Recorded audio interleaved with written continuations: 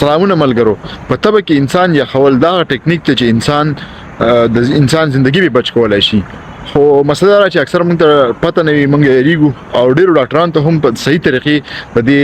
پته نه لګي او موږ ته هم په خپل تجربه کې ډیر وروسته دې پته ولګېده چې یاره صحیح طریقه د دې کورډ سپنجینګ څه ده. نو اول مسله دا کې چرته زموږ په وجود کې زخمي یا جراثیم اٹیک کړي نه الته ټول رواني او چرته چې هم جنگ کیږي نو الته کې مړی کیږي، نو مختلف قسم انفلیمیټری مارکرز چې کوم دي هغه الته پیدا کیږي، پروستاګلانډین شو یا نور شو بایوکیمیکل چینجز د وجه هغه د رګونو په ذریعہ باندې آرټریز په ذریعہ باندې چې کوم دی هغه دماغ ته رسي او په دماغ کې چې کوم ټمپریچر سنټر دی هایپوتلامس کې هغه خپل سیټ پوینټ لک سیوا کی په دې غرض باندې چې زمونږ د وجود حرارت سیوا شنو موږ به دغه جراثیم وژنل شو. نو په دې باندې د دوه کم سل په ځای باندې سل لپاسه یو دومره ټمپریچر باډي سیټ کی نو د وجود حرارت ورو سیوا کیږي، ځکه چې په وینه کې مسلسل ګرم وینه زی دماغ ته او ورسره دغه بایوکیمیکل چې کوم چینجز کیږي هغه وته زی.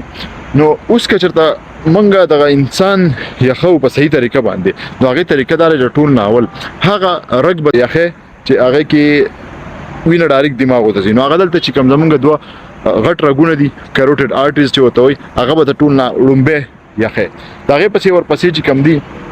کوم ځای کې چې زمونږ د خېټه زمونږ د خپو سره تړل شوی ده په دغه کې الیک آرټری چې کومه ده فیمورال آرټری ده هغه د مخامخ محسوسیږي هم بندته هغه یخول پکار دي. دریم چې کوم ده چرته چې زمونږ لاسونه زمونږ د سینې سره تړل شوی دي دغه ځای کې که تاسو یخول وکئ نو چې کوم برکل آرټری د سپلیون آرټری د هغه به خېدل شروع شي او سلورم بیا چې په خېټه کې چې کوم ابډومینل اورټا ده هغه تاسو یخول شروع کړئ. دا سلور هغه ځینې دي چې د دې یخولو سره به څه وشي دماغ ته به وینه چې کوم تلل دي هغه ورو یخېدل شروع شي، پای کې چې کوم د انفلیمیټری مارکرز هم او بایوکیمیکل چینجز چې کوم پکې شوي دي هغه به هم ورو واپس کېدل شروع شي. نو دماغ او سنټر چې کوم دی هغه خپل هغه سیټ پوینټ ورو واپس خپل رقم کې او تبه ورو کمیدل شروع شي. دی نو وروسته چې بیا تاسو لاسونه یا خو سر یا خو خپې یا خو نو دا پکې مفید دي. ومنګه اکثر صرف د لاسونه او خپې یا خو د نور پریدو د نور چې کوم زینه ما یاد کړل دا منګه پریدو نو دا خطر کېدل شي چې الته کې تاسو چرته دغه زینه یخ کوي نو نور چې کوم رګونه دي وین چې ستوي الته کې ویزو کنستراکشن وشي دغه رګونه ټول چې کوم دي نریشي نو چرته چې هم رګونه نری کیږي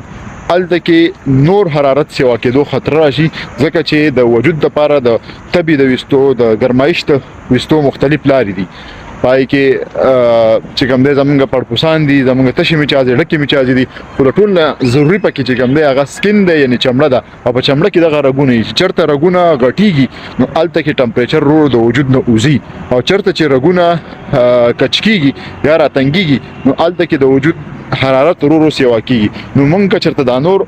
ضروري زینه پریدو او صرف په دغه ځای کې یخول وکړو نو هغه نقصان دا کېدل شي چې دغه رګونه به نریشي او د ټمپریچر په وجود کې به نور د سیوا کېدو خطر پکې پیدا شي. نو دا څنګه چې هر کله کېږي په امکانات سیوا کېږي نو ضروري خبره پکې دارا چې کله هم چې د ټمپریچر وي دا غي چې کوم بنیادی وجه دا هغه به تاسو خامخا معلوموي او هغه به خامخا چې کوم د ټریټ کوي دا غي به علاج کوي. خو د مری چې کوم رګونی دا ټول نه وړومبي بیا د خو سره چې کوم زمونږ خېټه تړل شي د هغه رګونه بیا د لاسونو سره او بیا د خېټه سره او بیا د هغه وروسته لاسونه خپې دا ټول چې کوم زینم تاسو یې خو ایون تاسو په نرمو بوشان پکې لامبل هم شي خبره نه را خو دغه زینه پکې خامخا پاتې نشي دغه ډیر زیات ضروری دي. یو جهان مننه.